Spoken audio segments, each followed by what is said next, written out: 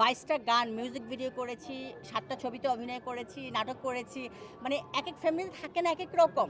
আমি বলেছি যাদের ফ্যামিলিতে কাজের দরকার লাগবে তাদের চাকরি দেওয়া যাবে। কারণ আমি ব্যাংক সেক্টরে চাকরি দিই, বিভিন্ন সেক্টরে চাকরি দিই। আপনাদের শিল্পীদের কথা আমি কিন্তু বলি নাই।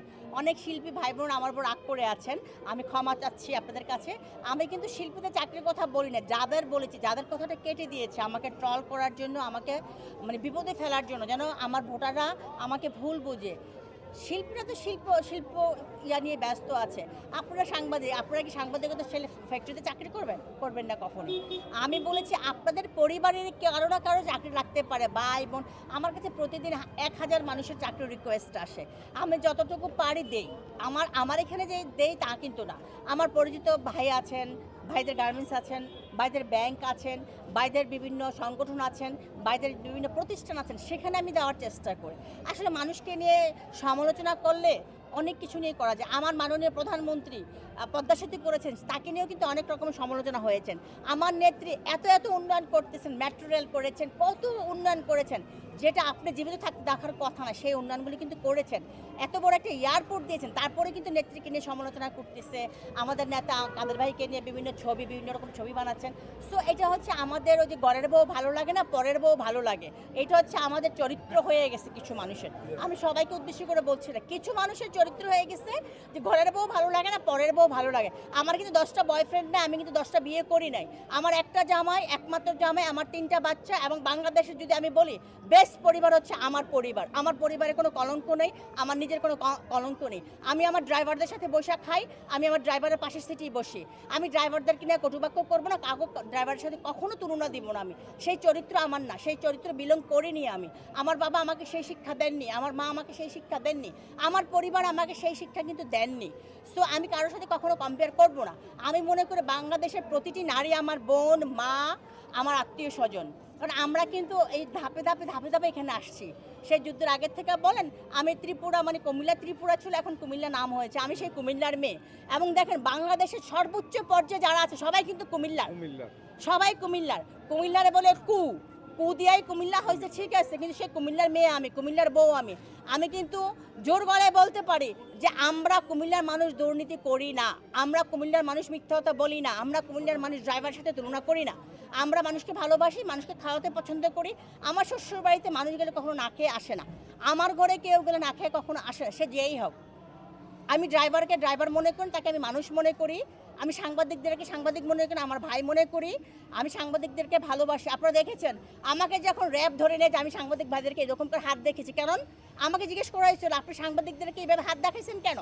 আমি বলেছি ওরা আমার পরিচিত, আমার ভাই, ছোট ভাই সবাই। যেহেতু আমার 450 সাংবাদিক আছে দেশের আনাচে কানাচে, জেলা উপজেলাতে। সো তারা আমার ভাই, তাদেরকে আমি ভালোবাসি। অনেক সাংবাদিক আমাকে মা বলে ডাকে, আমার সাংবাদিকরা যারা জয়যাত্রা টেলিভিশনে কাজ করেন। সো এই সাংবাদিকদেরকে আমি চিনি, আমি সেভাবে উত্তর দিয়েছি প্রশাসনকে। আর প্রশাসনকে তো আমি সবসময় ভালোবাসি। প্রশাসন না থাকলে ইলেকশনে তো ফেয়ার হবে না। প্রশাসন আছে বলেই তো দেশ আজকে এত সুন্দর আছে, মাদকমুক্ত দেশ হচ্ছে, দুর্নীতিমুক্ত দেশ হচ্ছে। প্রশাসন যদি না থাকতো তাহলে আমাদের দেশের এই ডেভেলপমেন্ট হতো না। আমি আমার বাসায় যখন র্যাব গেছে, আমি তাদেরকে মই আগায় দিয়েছি, চেয়ার আগায় দিয়েছি, আমার সমস্ত গহনা বের করে দিচ্ছি। যা চেয়েছে তাই দিয়েছে, তারা কিছু পায়নি।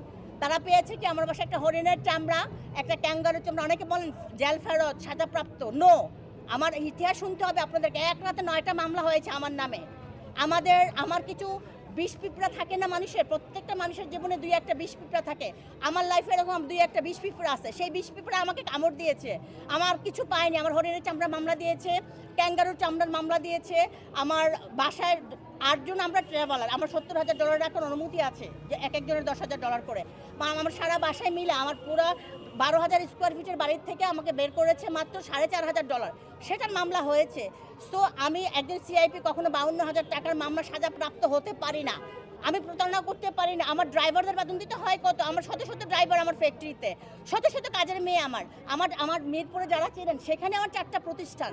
সো আমাকে নিয়ে যারা ট্রল করেন তারা কোন ফ্যামিলি থেকে আসছে সেটা আপনার সাংবাদিক ভাইদের অনুরোধ থাকবে, আপনারা খুঁজে বের করেন। আপনার সাংবাদিক, আপনাদের মতো অনেক সাংবাদিক কিন্তু আমার এখানে কাজ করে জয়যাত্রা টেলিভিশনে। সো আমি কিন্তু কোনো উদ্দেশ্য নিয়ে বলি না, আমি বলছি যাদের পরিবারে কাজ নেই তাদের পরিবারের কাউকে না কাউকে কাজ দেওয়া যাবে। এই যে আমার ভালোবাসা বলে কিন্তু আমার আশেপাশে দাঁড়ায় আছে। আমি দেখেছি কয়েকটা ক্যান্ডিডেট বলতেছে আমার ভোটটা আপাকে দিয়েন। কত ভালোবাসা, এই ভালোবাসা আছে বলেই কিন্তু আমি বেঁচে আছি। আপনাদের ভালোবাসা আছে বলেই কিন্তু আমি এখনো টিকে আছি, আপনাদের সামনে আছি। না আমার সাথে যেই রকম সিচুয়েশনে ফেলেছিল, আমার কিন্তু বাঁচার কথা। দেখেন আমার চেহারা নেই, আমার শরীর নাই, আমার কিন্তু আমি নিতে আসে নাই। আমাকে এক সাংবাদিক আমার অফিসে প্রশ্ন করেছিলেন, সেই ভিডিওটা ডিলিট করে দিয়েছে এটিএন নিউজের। আমাকে বলছে আপনি ছবি বিক্রি করে নাকি টাকা ইনকাম করেন।